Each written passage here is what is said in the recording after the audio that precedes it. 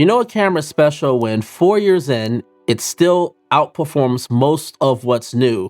I traded in my Canon C70 for the FX3 back in August of last year in 2024. And not only did it cost me less than $1,000 to upgrade, it turned out to be one of the best creative decisions I ever made.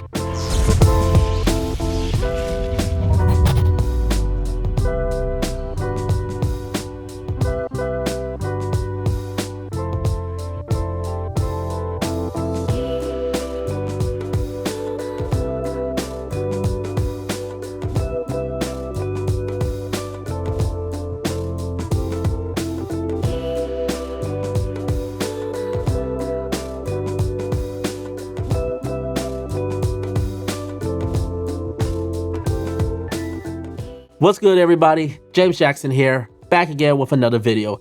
If you're new here, I do tips, tricks, news, and reviews for the film and video making industry. If this is content that you like, make sure to hit that subscribe button and hit the like button to help the channel grow. So here's the story. I traded in my beloved Canon C70 for the FX3 and only paid, get ready for this, $850 out of pocket.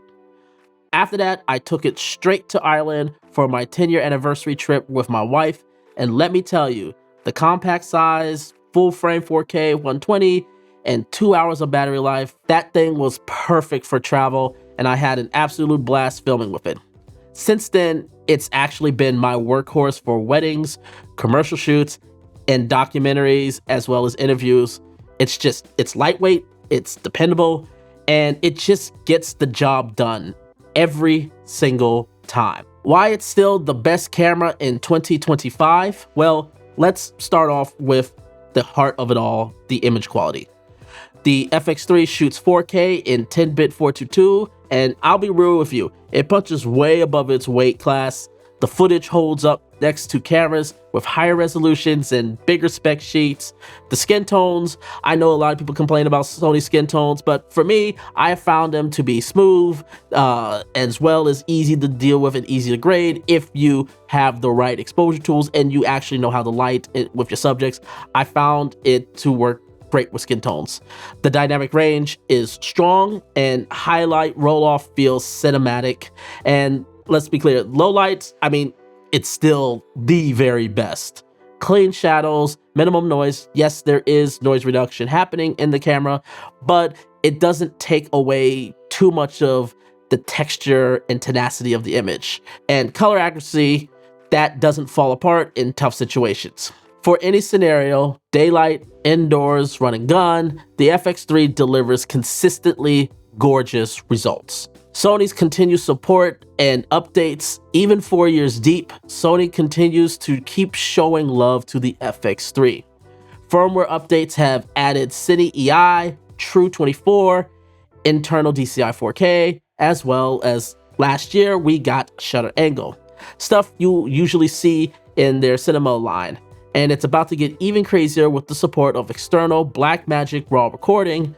It's rare to see a company's future-proof a camera like this, and it's one of the big reasons why the FX3 is still such a strong contender in 2025. One thing that really elevates the FX3 in modern workflows is its integration with apps, specifically with, you guys already know what I'm gonna bring up, Monitor Plus.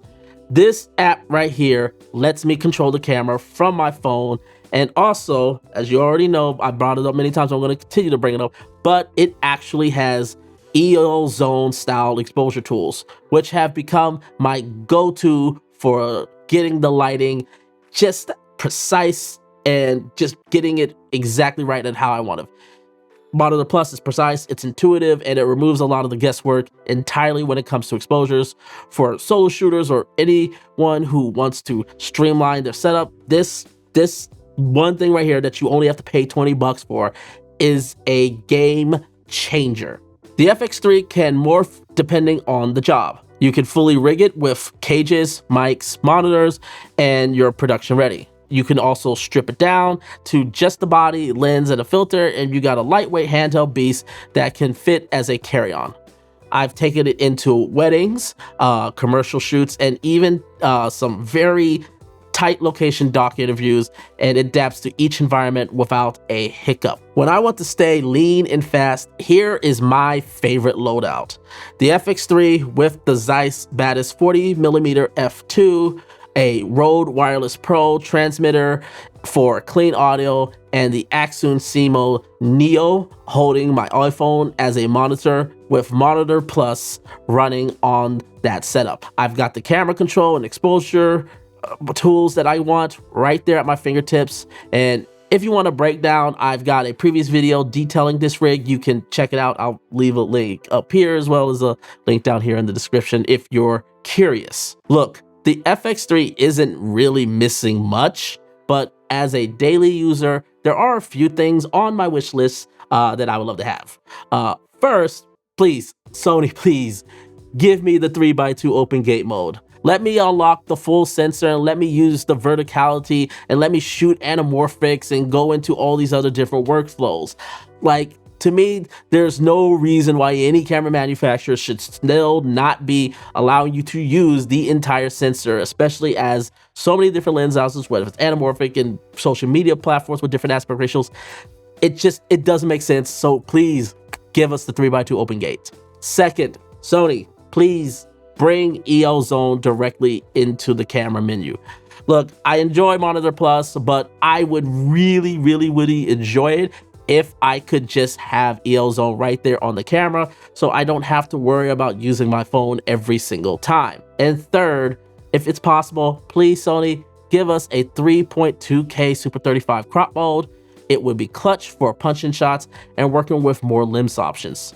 These aren't deal breakers, they're just kind of refinements that would push this camera to perfection. Let's bring it home. The Sony FX3 held its value, literally and figuratively. It's still about $3,800 brand new, and I got mine for $850 on trade, and it has paid for itself many times over. On top of that, the Sony E-mount ecosystem opens the door to an incredible range of third-party lenses, manufacturers, something I've always struggled with when I was on the Canon RF mount ecosystem. Whether I'm shooting high-end commercials or simple YouTube videos for the channel, the FX3 makes video content creation simple, efficient, and most importantly, professional. That's why, even in 2025, it's still, in my personal opinion, the best video content creation camera in 2025. If you're still rocking the Sony FX3, drop a comment down below and let me know how it's holding up for you. If you've ever been thinking about switching, what's been holding you back? I would love to know. Let me know. Leave your comments down below. And as always, make sure to hit that subscribe button. And until next time, take care, everyone.